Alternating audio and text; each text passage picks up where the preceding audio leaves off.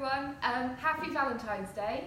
My name's Hannah and I work for the University of Cambridge Museums, and we're here at the Fitzwilliam Museum with Rebecca Virag, who is going to talk to us about some early Valentine's Day cards. You might have had a card from a secret admirer today, or if you're like me, perhaps your secret admirer has forgotten to get you a card. But did you know that Valentine's Day cards have a much longer history than you might expect? So Rebecca's here, we're going to look at some amazing objects. If you have any questions, just type them in and we'll do our best to answer them as we go along. So, Rebecca, over to you. So let's sort of start with the origins of Valentine's Day. The origins of Valentine's Day usually start around the 3rd century with a Christian martyr who could have been called Valentine or Valentinus, who was put to death by the Romans on February the 14th.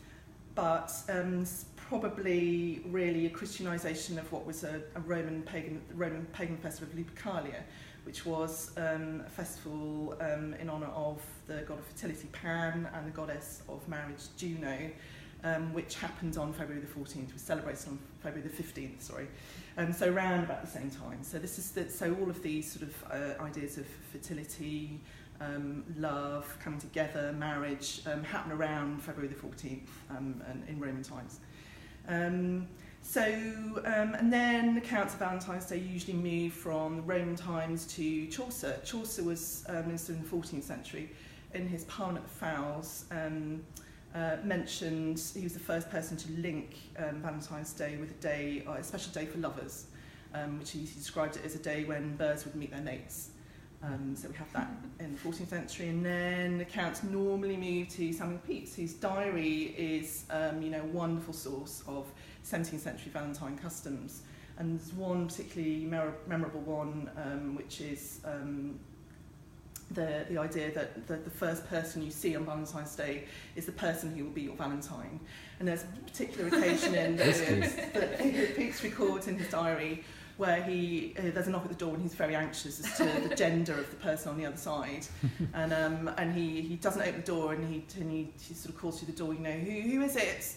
And the person on the other side is one of his friends. It's a man, and he sort of pretends he's a woman by doing a really sort of impressive, really high voice, and they both have a very sort of good laugh about this. But that was one of the customs in the 17th century.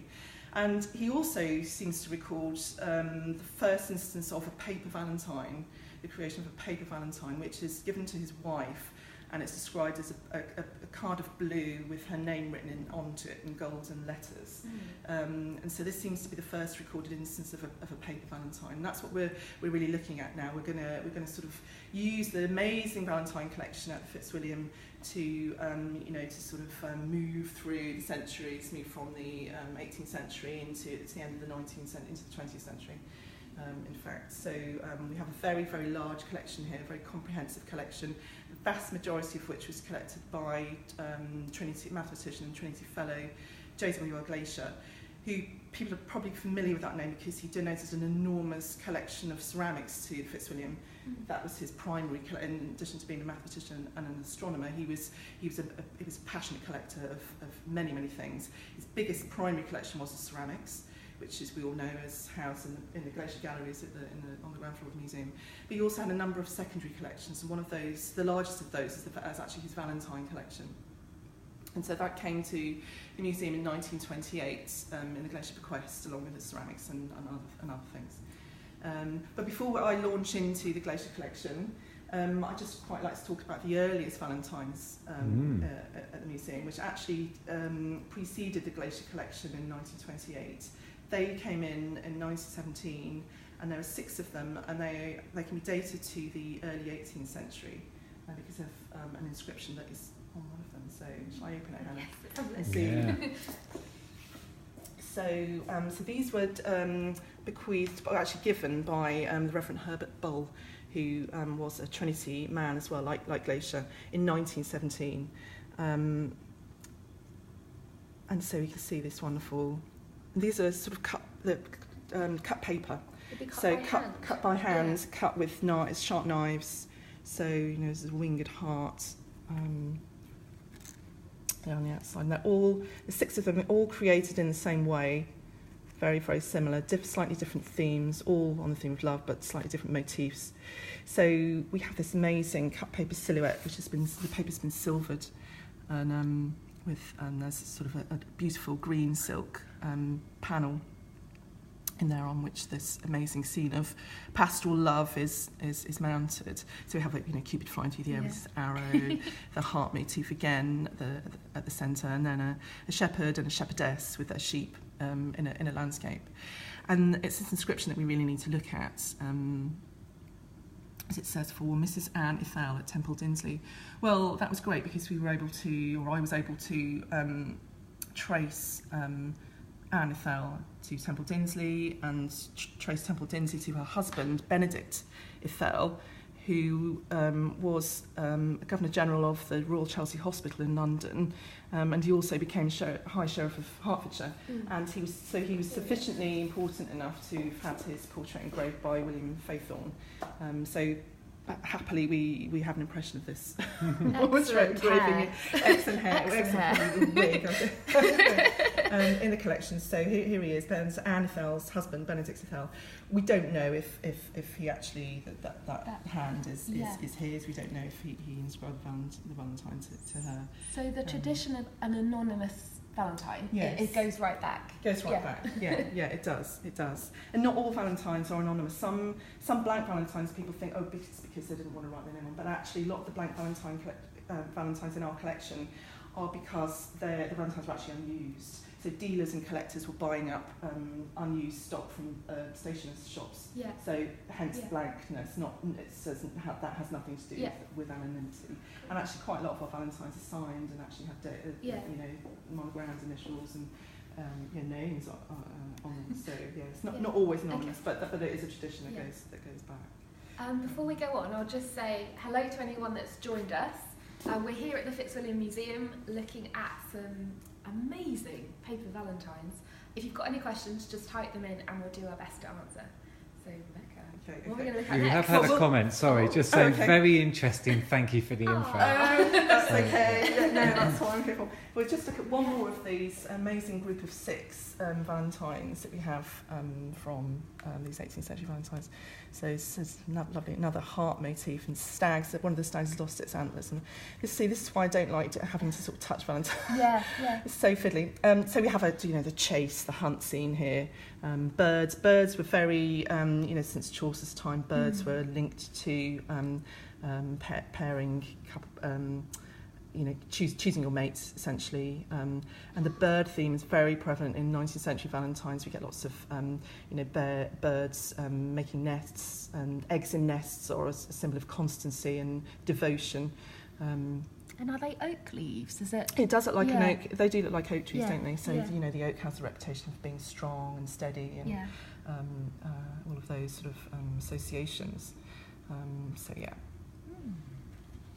So these are, they're very fine craftsmanship. Very fine. I can't even think of how difficult it would be, just one slip of the scalpel. Yeah, well, it's actually, they were, so from the 16th century, cut paperwork was actually quite a common pastime amongst, women, usually the women of the family, although I've been told that, men did this as well. So, and they were quite, this sort of silhouette cut paperwork was quite popular in the 18th and 19th centuries. So now let's start talking about the Glacier Collection, which is, so our collection here, I don't think I mentioned the number, but it's sort of 1,600 objects strong. So it's a large collection. It's actually one of the largest Valentine collections in a public collection in the UK. Wow. If anyone's interested, other big collections of Valentines are the John Johnston collection at the Bodleian has an enormous collection of Valentines. The Manchester Metropolitan University has the Laura Seddon collection of greetings cards and Valentines. That's another big collection. And the Museum of London has what remains of the enormous, it was so big in the 19th century, and then it was all split up. It was heartbreaking. But anyway, so they have the remains of what was the Jonathan King collection of Valentines. Mm-hmm. And I think that Glacier bought some of his Valentines from the Jonathan King collection as well. So that's quite interesting. Well, or maybe not, I don't know. So there are the other big collections of Valentines. So, Rachel, by the way, is loving the close-up views of the cards. So we'll do some more of that. Excellent camera work, Rich. So the JWR Glacier Collection, so there's the Reverend Ball Collection, so only 6 cards. Another donor was Stephen Gaisley. I've picked out one of his cards there, he gave 9. So the vast majority, you can tell, the vast majority of the collection is really Glacier's collection. And the majority of his collection was mounted into 20 albums by a friend of his called Catherine Parsons, who's actually one of the founder members of the Museum of Cambridge, the old folk museum. And we know this because there's quite a lot of her handwriting on some of the album leaves, and I traced it to her, and then I knew that we had a cache of letters written from Glacier to Catherine Parsons in the Fitzwilliam, and when I went to look at the letters, there were all the references to his Valentine purchases. Yeah. So and we've been able to trace a lot of the Valentines in the collection to these particular letters. So, yeah. And there's some that I'll talk about in the album over there. But this is the one of the albums that Catherine Parsons actually used, and Glacier talks about this loose leaf album in his letters, and so she mounted all his loose Valentines into the albums. Do we know? Sorry, go on. Do we know what appealed about the Valentines to Glacier to collect them, or do we just not know? They just sort of caught his fancy. I think that, having spoken to Julie Poole, who catalogued his and has researched his ceramic collection, he's had this sort of sentimental streak. Yeah. And so Valentine's just appealed to him. Yeah. And he loved history, anything with a sense of history, and I think the Valentine objects, particularly those that were in envelopes, that had inscriptions, that had, that he could date, he was fascinated by, and he talks about how he's delighted that he's been sent a Valentine by a dealer that's in an envelope, and it underlined, it's in its envelope, it's been through the post. It's so personal. Totally. So he loved all of that. And I think the Valentine sort of seems to provide that for him. But also, Valentine collecting was really quite popular, and there was a massive boom in Valentine collecting in the 1920s, which was when the majority of Glacier's collection seems to have been amassed. The taste of Valentine sort of trailed off at the end of the 19th century, but then there was sort of this revival in the 1920s. Yeah. So lots of collectors became interested, and that's sort of when it started to take off again. So this is one of the Valentines from one of the early albums. So Catherine Parsons tried to sort of organise his collection, and so she sort of got together most of the early Valentines in the collection. So these date from the very, very early 19th century. This is when Valentines were being created by so the printmaking technique was really engraving and etching, or aquatint. And then coloured by hand, so you can see that we have this medallion at the centre here that's a hand-coloured engraving, and this sort of weird, sort of patchy, sort of transparent, lacy panels around the edges are early attempts at lace paper, which became a very, very, very common component of the Valentine from around 1834, which is when it was invented by accident by a paper embosser called Joseph Addenbrooke, who worked for the paper embossing firm of Henry Dobbs. I should be talking about Henry Dobbs quite a lot in a minute.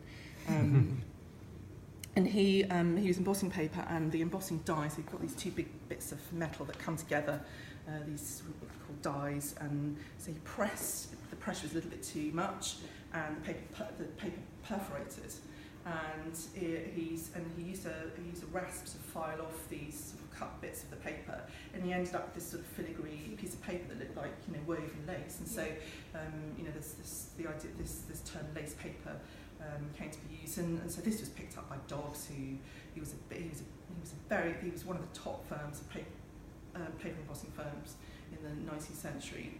And he also made Valentines as well, very fine Valentines. And so lace paper just came to be this component of the Valentine from the 1840s right the way through. So just to show you another Valentine device which really happens in the 1820s and 1830s, and this is the cobweb. The most wonderful thing. It's also known as a spider's web, or a bird flower cage, or a beehive as well, because of the shape it makes. So what's happening? You're going to be so surprised when I do this in a minute. But so what happens is you have two layers of have this, this sort of embossed lace effect around border around here, and then at the centre you have 2 layers of paper, one on top of the other. The lower layer has an image at the centre, and the upper layer is this lovely lithographed hand-coloured flower bouquet. And what happens is that the top layer, I'm not going to be able to find the thread. There it is. The top layer is perforated. It's cut by hand. Later cobwebs were cut by machine, but it cuts so that there are sort of connections between each sort of concentric circle. Amazing. And underneath you can see the bottom layer of paper, which has the picture. So this is a dove bearing a valentine in its beak to to the recipient. So this is this incredible device, incredible Valentine technique, which is prevalent in sort of the 1820s, 1830s. It does occur in later Valentines, but then sort of things move on and other things start to happen, like collage and so that's one of Glacier's early Valentine album. So let's move on to the construction of Valentines sort of later in the century. So I should say that what's happening to the paper Valentine now? It's being developed. The printmaking techniques move from etching and engraving to lithography, and then into coloured lithography. And I don't know if did I explain lithography in my my wall prints live stream, didn't I? You did talk about it, yeah. So let me just basically tell people what lithography is. So lithography is a printmaking technique which is called a planographic technique because you're printing from a flat surface, which is different to etching or engraving where you're gouging into a surface. So the ink is coming up from below the surface. But lithography is on the surface. And so you get something like a slab of limestone. You could also use zinc plate, anything with a smooth flat surface. And then you draw onto the stone with, or you can use an ink as well called touche, which has got a greasy component. So anything you draw onto the stone has to have a greasy, oily component. So lithography is based on the scientific principle that water and oil will not mix. One will repel the other. And then what happens is that you wash the stone with water and a solution of gum arabic, which opens up the pores of the limestone and which encourages it to take on water. So you just wash it with water. So all of those non-drawn up, the areas that haven't been drawn on with the greasy crayon or greasy ink, will not take on water. The areas that have been washed and have had have been receptive to the gum arabic will take on the water. So when you come to ink the stone with a greasy ink, only those areas that have already been drawn on with the grease will attract the ink. The areas that are heavy with containing all the water will not attract that ink. So that's how it works. And then you put it through press, and then you get your print. Just to say, sorry, yes. Barbara said, so intricate and beautiful. Obviously referencing the card we were just looking at. Yeah, I guess that. No, they are, for the cobwebs are pretty wonderful. Yeah. I mean, they are, I remember you saying earlier before we went live, that they are really kind of elite objects. That they're very expensive and for the sort of upper echelons of society. Sure. Yes, and embossing was expensive in itself, and then something like a cobweb device that would have been quite a fairly high-end product. Sure. So then colour lithography starts to come in. So for colour lithography or chromolithography, as it came to be known, so each colour uses a different stone, a different stone for each different colour. And so in the sort of the 1830s and 1840s, it was the technique was quite basic still. So you were using sort of maybe 4 or 5 stones. Trying to line them or register them was quite difficult. But as the 19th century progressed, this technique became polished and more advanced. And we end up sort of seeing things. So this card probably dates from the late 1870s. Yeah. We've got something like this, which if you look at that in the raking, actually let me take it out. Look at it in the raking light. You can see that it's not only has this sort of quite advanced layering of colours, so chromolithography, but it's also embossed and also varnished. You can see that sort of sheen. Yeah. So in the 1870s, chromolithographs started to be varnished, they invented these special chromolithography varnishing machines, which could do many chromolithographs at once. And varnished chromolithography wasn't just used for Valentines, it was used for book covers and all sorts of other things as well. So this, incidentally, is a card that was given by. Did I already mention Stephen Gately? Was that when before we went live? No, we haven't yet. Yeah. Okay. So Stephen Gately, he was a King's man. He gave 9 Valentines to the collection in 1942, and this is one of his cards. Yeah. So let's focus in on this, Rich, because this is an illustration called Making Valentines, which was published in the Illustrated London News in 1874. And this illustrates the workshop of Eugene Rimmel, who was he was actually a parfumier first and foremost. He came over from Paris in 1834 and set up shops. He set up the House of Rimmel on Regent Street, and so he's a descendant of the current. There's still the cosmetic brand Rimmel. So, and then he branched out into stationery and started to make Valentines. Everything he made was perfumed. So he created concert programs, theatre, flyers, but everything everything was perfumed. Yeah. And I think that the women on this, so we're moving from sort of handmade by a few individuals, maybe at home, to sort of proper sort of production line manufacture of Valentines from the 1850s onwards. There's an explosion in the commercial possibilities of Valentines.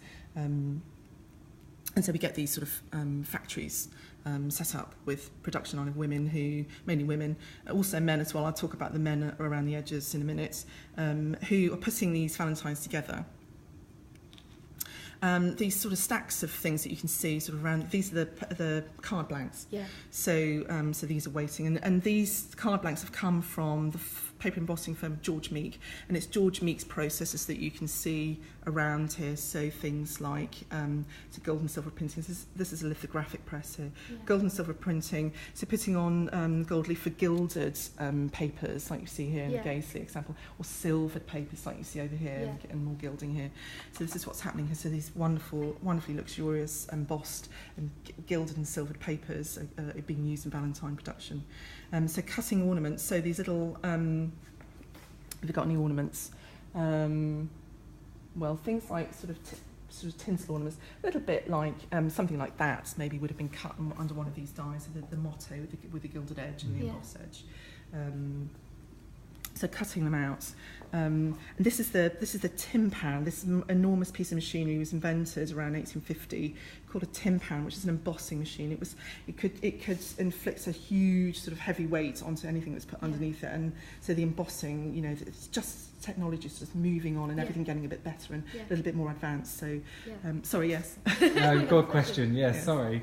So Jennifer's asked, does the perfume last? Can you still smell? No, sadly not. No, not even in the sachet Valentines. I know I've sniffed some of the cotton wool that's sort of still in there. A sachet, we haven't got any on show, but a sachet Valentine. We have a few in the collection, but a sachet Valentine. And Rimmel was a sort of an expert at the sachet Valentine because so it's basically a padded Valentine that contains cotton wool that's impregnated with perfume. It wasn't just Rimmel who made these; lots of other manufacturers also made sachet Valentines. But none of the smells have lasted, which is a great shame, isn't it? Do we know what they might have smelt like? Because I imagine the Victorian taste and scent isn't quite what ours is. No, I did think about, because Rimmel did produce a book on his perfume ingredients and everything like that. Yeah. And I did consider doing a bit of sort of smell research and going to finding one of the old parfumiers like Penhaligon's or somebody like that, and trying to work out what it might smell like. But I haven't got there yet. But I think things like violets, and that sort of they were quite popular, that sort of scent. So let's go back to this is somebody doing the lacing. So lacing there, you can just see that. So you can see the rasp. He's sort of combing off the perforations to create the lacy holes in the paper. So the women at the centre, you can see these incredible lace paper fronts. Yeah. So there's sort of usually two parts to a Valentine, at least two parts to a Valentine. We get the back paper and the front paper. Some of the Valentines in our collection are just sort of front papers because they had all the decoration on them. and the back paper for some reason or whatever hasn't survived, but they're still sort of pasted religiously into the albums. So they're sort of glued together with these are the spines that hold the front and back together. There, those long bits there, and these sort of corkscrew concertina bits of paper are what's known as paper springs. So they were used from the 1860s into the 1870s and beyond. Valentine construction became more ambitious, and so we're getting multi layers of construction. And if I just show you this, you can see, so paper springs are used very widely in these later Valentines. You can just see that there's one there.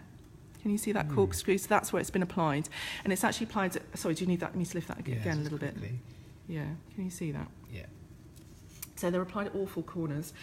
And what that does, let's not forget that these Valentines have been in these albums for a really, really long time. Yeah. So everything has been flattened. Yeah. But what originally this Valentine would have looked like when it was first bought would have been this top part. So there's two layers. This lovely pink embossed silvered paper here would have been pulled up to create a three-dimensional sort of effect on its paper springs. And then we get this lovely collage of, this applied textile starts to be very common. Beautiful glittered textile leaves. With amazing detail on stamens and all of that sort of thing applied to Valentines in the late 19th century. Can I ask? Yes.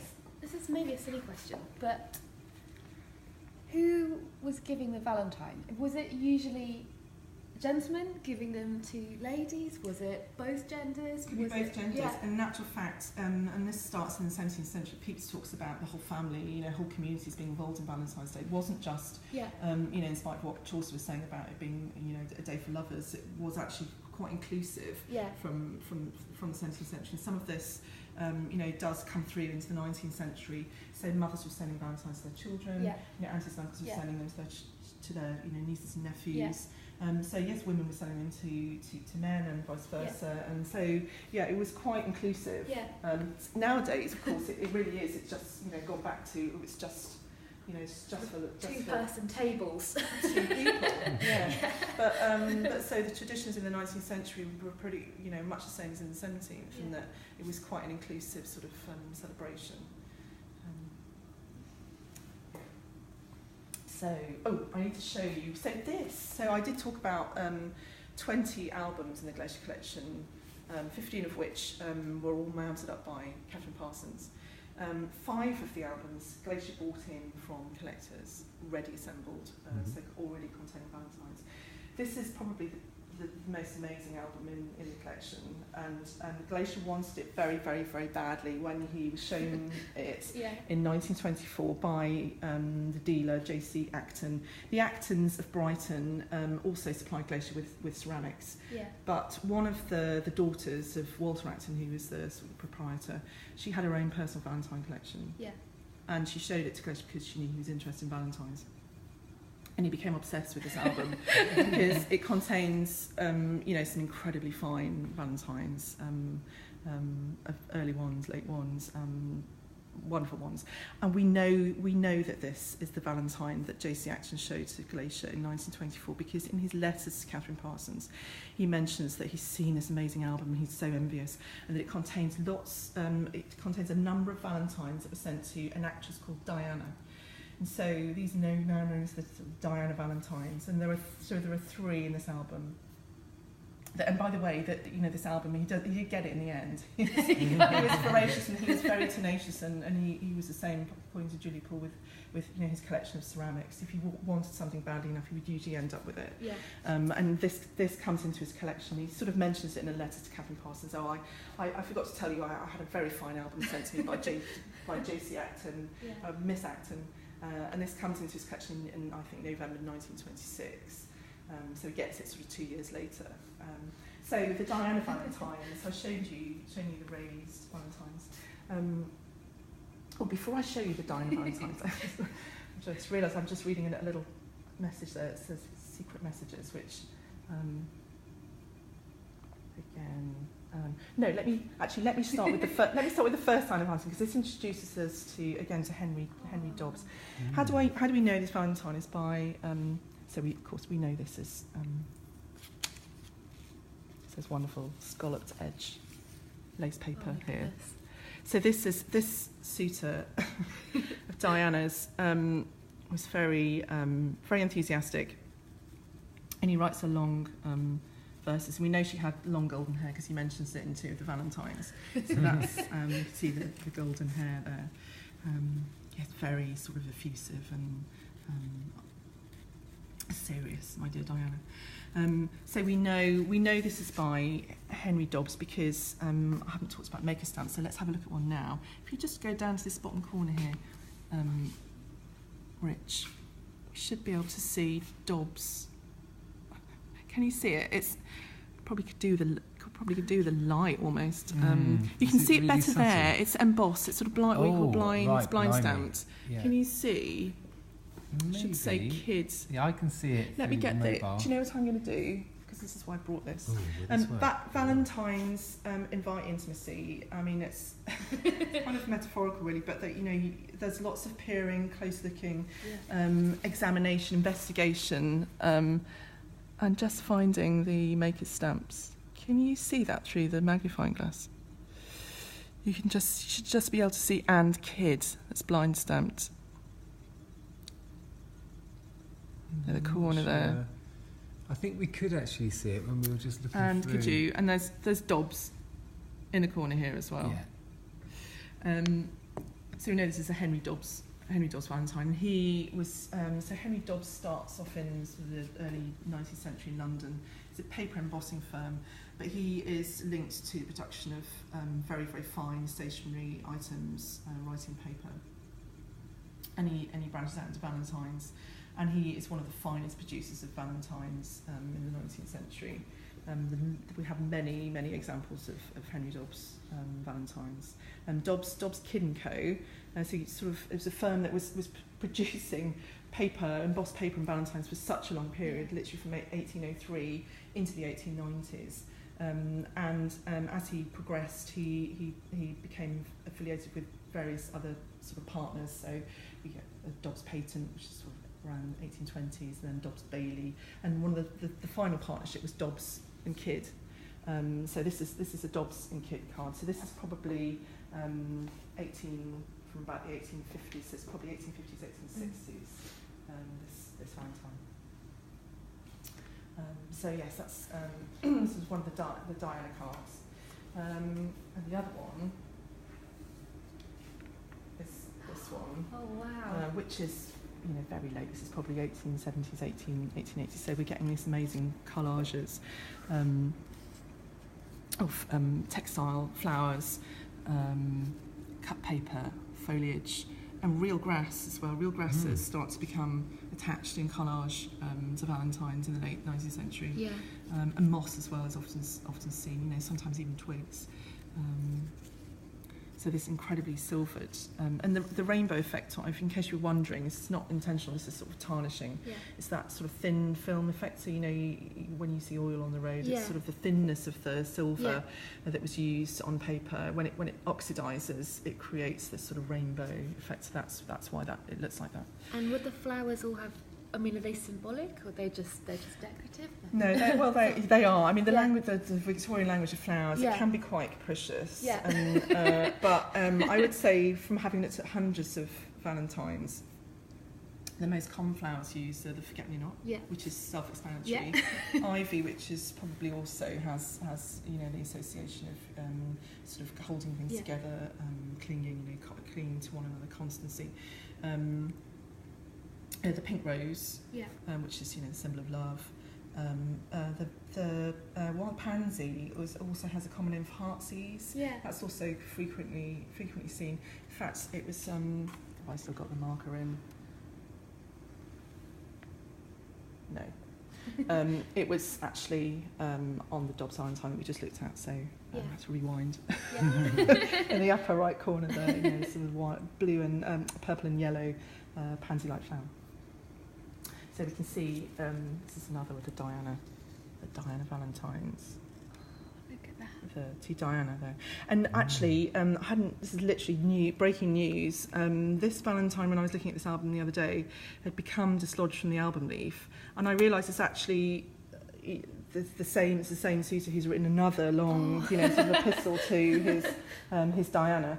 And we learn from what's written on the back of this. It's been reattached now. That she was in Brighton.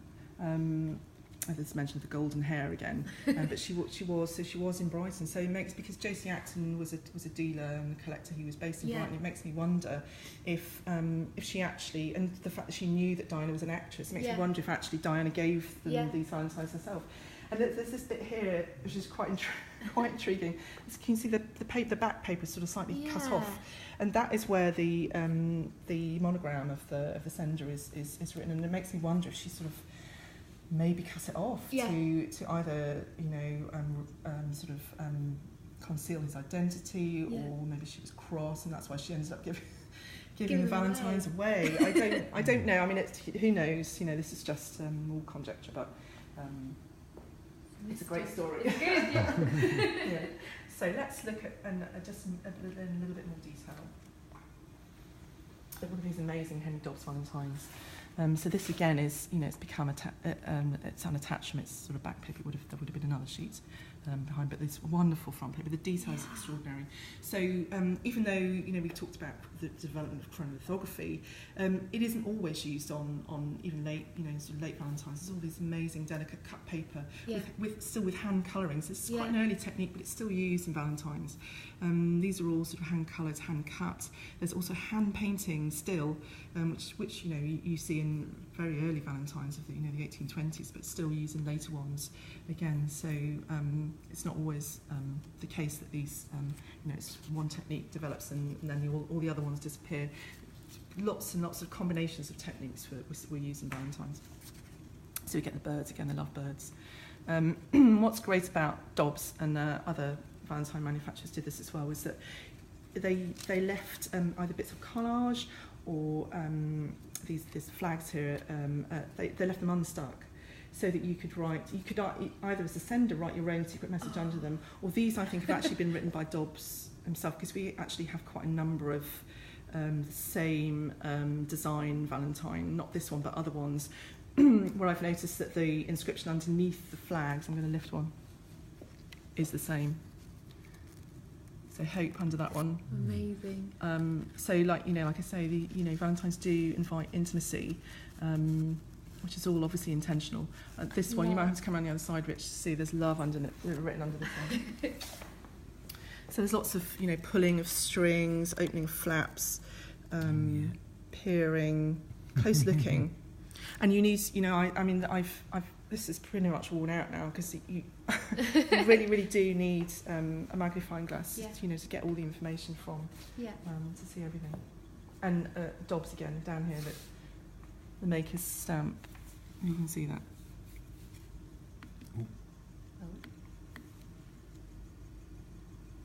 It might not pick it up. I don't know, but it's printed at the bottom there, embossed. His name. So what next? So we've looked mainly at sentimental Valentines, or what are called sentimental Valentines. There was a whole other side to the Valentine, and that was the comic Valentine. So Glacier also collected comic Valentines, and he kind of liked some of them, and others he thought we described them as ugly. But he actually has quite a good collection of comic Valentines, because he said to Catherine Parsons in the letters that he knew that his collection wouldn't be comprehensive unless he also had a good selection of comic Valentines, and so he's sort of grudgingly collecting them because he knows he has to, so that his collection is a good collection. So when they comic, are they sort of spoof Valentines, or? No, I think sometimes they were sent as jokes. Let me read out. So comic Valentines were very popular from the 1840s into the 1860s. And if I just read this, my exhibition load is master. If I just read this quote from the Illustrated London News, published in 1845, about what is a comic Valentine. So as are the squibs and crackers in November, so fireworks, are the Valentines in February. There you see them in every form of the amatory burlesque, in every phase of personality and caricature, and friends and acquaintances and pretty men and ugly women, and people one has a spite against and people one has a joke against, get letters such as never came before. So some of them are sent as jokes, others are sent, some Valentine historians have suggested that they could sort of function as sort of a community cleansing, sort of watch out for this person. Look, he's just been sent a snake Valentine. He's untrustworthy. Don't go anywhere. Or to discourage suitors as well. Send them a nasty Valentine. They're never going to bother with you again. That sort of idea. But one of the focuses of Valentine's was the crinoline, which was widely lampooned in the press anyway. When it was worn in the 1850s. So fashion is often something that's picked on, and fashion, men's fashion as well. The dandies is another the male figure that's sort of poking fun in the comic Valentine at men who take too much care over their dress, not enough over their character. I think. So the crinoline is the sort of big kind of head support thing. That's right. And fine lift. I mean, these have applied textile. And what happens if we lift one up is that you're getting that. You're getting the flash of the leg with the hoops. Racy. It's very racy. And so this idea of the women getting into the omnibus and unable to really essentially without disgracing herself because the hoop is too big, and this ridiculousness of this silly fashion fad. And again here we've got the same frilly petticoat that's being exposed, my goodness me, with the hoop. No, I love the way in which this man is sort of almost being flattened into the wall by this enormous crinoline. So she's described as the spider and he's described as the fly. She was fine outside and rags within.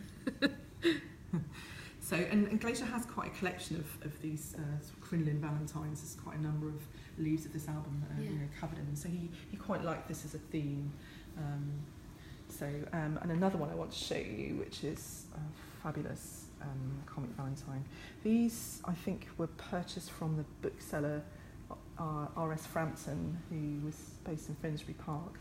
These are incredible. So again, this is sort of poking fun at character, and revealing bad character or foibles or things that are annoying about somebody. So music hath charms to soothe the savage breast. How vain of your singing you are, to be sure, and your neighbours, I fancy, have much to endure. For they say that you squall like a half-crazy cat. Only 20 times worse you are, even than that. Zing. So if you come the other side of me, Rich. So I'm just going to lift this up very, very carefully. If anyone's wondering why I'm not wearing gloves, what's she doing handling museum objects without gloves? For works on paper, we don't wear gloves because they can make your fingers very clumsy. So for things as delicate as that, you need to be able to feel your fingers. And also gloves can carry dirt and grease and make objects dirty, actually. So we just have clean, dry hands. And we're very careful and use things like this to manipulate very, very delicate things. I think if I go for the top, you're going to be able to see that this woman who's singing her heart out is going to change into a cat. At the top. See the cat head? You probably can't see it. Just about. Just about. You've got a thumbs up Actually, for that. great. There's a better. I don't sort of lift it a little bit any more than that. You can just sort of see the cat, and you can see that she isn't human any longer. There's a better photo of this online actually, as well if you want to have a better look. Brilliant. Yeah, so we have the sentimental Valentine, we have the comic Valentines, and I want to end really with these amazing boxed Valentines. So the boxed Valentine was the ultimate luxury Valentine, and if I show you this this image of this is very, very upmarket department store, the late 19th century. Can you see all the box Valentines on display? I mean, and fan Valentines as well, you can just see in that case there. So these are very, very fine objects. And the stamp of quality is a poster here for Eugene Romel's Music of Valentines. If you thought that the Music of Valentine, the card that you open that plays music, was invented in the 20th century, you would be very wrong. Eugene Romel invented these in the late 19th century, and they played music, and they cost a guinea, which is 21 shillings. And if you think that William Booth at the end of the 19th century said that a whole working family could barely survive on 21 shillings for a week, that gives you some sense of you know, the cost of this. Yeah. So beginning is 21 shillings. Yeah. So this you know, is you know, the box Valentines are at the height, at the top end of the market. So we've got some examples here from Glacier's collection. So this one, we know, this is Glacier's handwriting. So Miss Acton's Valentine, so another Valentine from J.C. Acton, Yeah. who was, you know, she did provide him with the finest Valentines in his collection. She was a great collector herself, and he got some brilliant examples from her. And we know this is actually mentioned in a letter that she sends to him. She sends a whole load of Valentines for his approval, and the one in the box is described, so we know that this must be the one that's mentioned in this letter. Yeah. I think it's 1925. He gets this. So he's collecting Valentines right up until, I mean, he dies in 1928. He's still collecting in the year of his death. He was voracious. Yeah. This is just so the incredible. detail, so you know, I mentioned the real grasses are used in Valentine's, so we have examples here, these amazing textile flowers. So this embossed and die cut motto here with gilded paper. I mean, it's just so much detail. Oh, I can spot the Have I got this the upside down? There we go. paper That's better, isn't it? springs. Oh yeah. I'm fondly thine own. Yeah, the paper springs, that's right, Hannah. Well spotted. Yeah, paper, so we can see the concertina paper springs creating this three-dimensional effect. And the, you know, the faux pearls, you know, this is jeweling, fabulous quality. And would people have displayed them or kept them in the box? It's hard to know, really. Yeah. And this one looks, I mean, to say this must be, you know, 100, over, you know, many years old. I would have thought that he's survived in such good condition because it's been, the lid has been on the box. Yeah. But, you know, I'm sure that they did display them, at least for a time, and then sort of put them away. We actually do have quite a lot of, how many do we have? About 10 box Valentines. Most of them have got their, you know, their lids still, so they sort of were usually sort of kept together. And this is a late one. This is one of the latest Valentines in Glacier's collection. So this is by Raphael Tuck, who was born in Germany but came over to England, and he produced fine paper stationery products, including Valentines. And we know, so we've got a wonderful chrome lithography going on here in gilding, and this lovely Cupid's bow and arrow here in gold and the pink rose. And if we look on the back, we can see that he's got, it's by royal appointment somewhere on there. And we know that Raphael Tuck only had the royal seal of approval from 1893, so this is, you know, late 1890s probably in date. So, Gosh. here we go. So these are just some very few of the treasures in the Fitzwilliam Valentine collection. Thank you so much, Rebecca. That's okay. We'll sign off now. Have a lovely Valentine's Day and see you again soon.